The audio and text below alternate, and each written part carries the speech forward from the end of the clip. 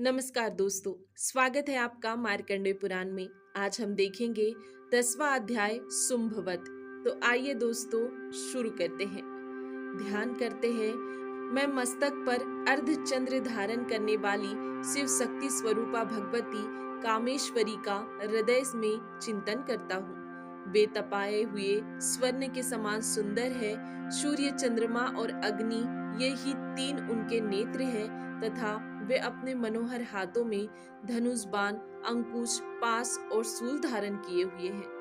ऋषि कहते हैं, राजन, अपने प्राणों के समान प्यारे भाई निशुंभ को ऋषि कहते हैं राजन अपने प्राणों के समान प्यारे भाई निशुंभ को मारा गया देख तथा सारी सेना का संहार होता जान शुंभ ने कुपित होकर कहा, दुष्ट दुर्गे, तू बल के अभिमान में आकर झूठ मूठ का घमंड न दिखा।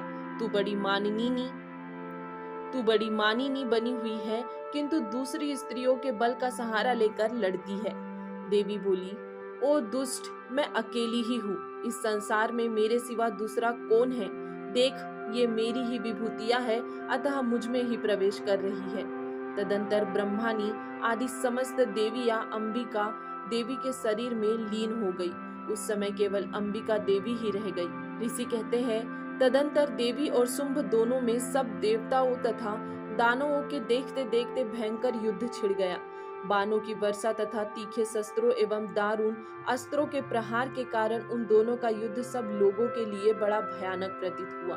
उस समय अंबिका देवी ने जो सैकड़ों दिव्य अस्त्र छोड़े, उन्हें दैत्यराज शुंभ ने उनके निवारक अस्त्रों द्वारा काट डाला। इसी प्रकार शुंभ ने भी जो दिव्य अस्त्र चलाए, उन्हें परमेश्वरी ने भयंकर हुंकार शब्द के उच्चारण आदि द्वारा खिलवाड़ में ही नष्ट कर डाला। तब उस असुर ने सैकड़ों बाणों से देवी को आच्छादित कर दिया। यह देख क्रोध में भरी हुई उन देवी ने भी बाण मारकर उसका धनुष काट डाला। धनुष कट जाने पर फिर दैत्यराज ने शक्ति हाथ में ली, किंतु देवी ने चक्र से उसके हाथ की शक्ति को भी काट गिराया। तत्पश्चात दैत्यों के स्वामी शुंभ ने 100 चांद वाली चमकती हुई ढाल और तलवार हाथ में ले उस समय देवी पर धावा किया।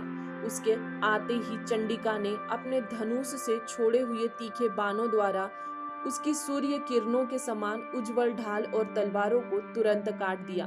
फिर उस दैत्य के घोड़े और सारथी मारे गए। धनुष तो पहले ही कट चुका था, अब उसने अंबिका को मारने के लिए उद्गत भयंकर मुग्दर हाथ में लिया। उसे आते देख देवी ने अपने तीक्ष्ण बाणों से उसका मुग्दर भी काट डाला। तिस पर भी वह असुर मुक्का तान कर बड़े वेग से देवी की ओर झपटा। उस दैत्यराज ने देवी की छाती में मुक्का मारा, तब उन देवी ने भी उसकी छाती में एक चाटा जड़ दिया। देवी का थप्पड़ खाकर दैत्यराज शुंभ पृथ्वी पर गिर पड़ा, किंतु पुनः सहसा पूर्ववत उठकर खड़ा हो गया।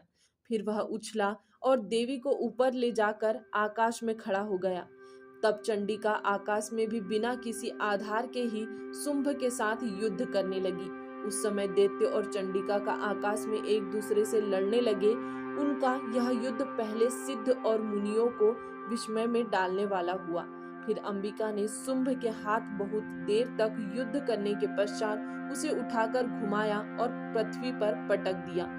पटके जाने पर पृथ्वी पर आने के बाद वह दुरात्मा दैत्य पुनः चंडिका का वध करने के लिए उनकी ओर बड़े वेग से दौड़ा। तब समस्त दैत्यों के राजा शुंभ को अपनी ओर आते देख देवी ने त्रिशूल से 10 की छाती छेद कर उसे पृथ्वी पर गिरा दिया। देवी के शूल की धार से घायल होने पर उसके प्राण पखेरु उड़ गए और वह समुद्रों, द्वीपों तथा पर्वतों सहित समूची पृथ्वी को कांपता हुआ भूमि पर गिर पड़ा। तदंतर उस दुरात्मा के मारे जाने पर संपूर्ण जगत प्रसन्न एवं पूर्ण स्वस्थ हो गया। आकाश स्वच्छ दिखाई देने लगा।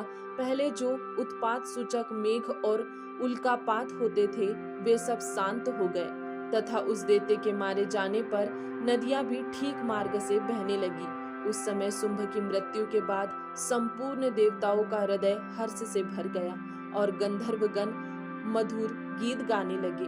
दूसरे गंधर्व बाजे बजाने लगे और अप्सराएं नाचने लगी।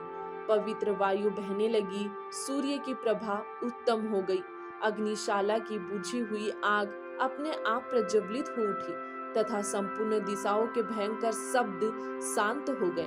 इस प्रकार श्री मार्कंडेय पुराण में सावर्णिक मनवंतर की कथाओं के अंतर्गत देवी महात्म्य में शुंभ वध नामक 10वां अध्याय पूरा हुआ। दोस्तों, आज के लिए इतना ही। इसके आगे देखेंगे हम कल के वीडियो में। तब तक के लिए धन्यवाद।